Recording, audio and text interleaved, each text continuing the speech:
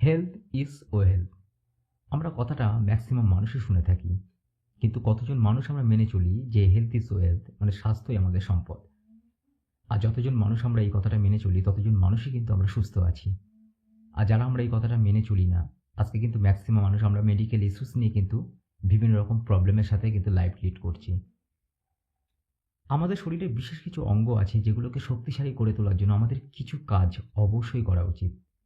তো আসুন এই ছোট্ট ভিডিও থেকে জেনে নিই যে আমরা কি কি কাজ করলে বা কি কি পদ্ধতি মেনে চললে আগামী দিন আমরা আমাদের এই বিশেষ কিছু অঙ্গগুলোকে সুস্থ রাখতে পারি। সকালে ঘুম থেকে উঠে আপনাকে অবশ্যই ব্রেকফাস্ট করতে হবে, আর সেই ব্রেকফাস্টটা যেন হেলদি ব্রেকফাস্ট হয়। যদি সকালে ব্রেকফাস্ট না করেন তাহলে আপনার পাকস্থলী ক্ষতিগ্রস্ত হতে পারে। আপনি যদি সারাদিন পর্যাপ্ত পরিমাণে জল পান না করেন তাহলে আপনার কিডনির সমস্যা দেখা দিতে পারে।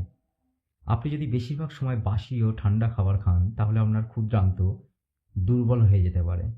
যদি আপনি বেশি ভাজা পোড়া খাবার অথবা ফাস্টফুড কিংবা জাঙ্ক ফুড খান তাহলে আপনার লিভারের সমস্যা দেখা দিতে পারে। অন্ধকারে মোবাইল অথবা কম্পিউটার দেখবেন না, এতে করে আপনার চোখের সমস্যা হতে পারে।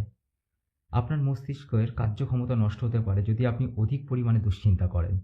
নিজেকে সুস্থ রাখতে এগুলো অবশ্যই মেনে চলুন।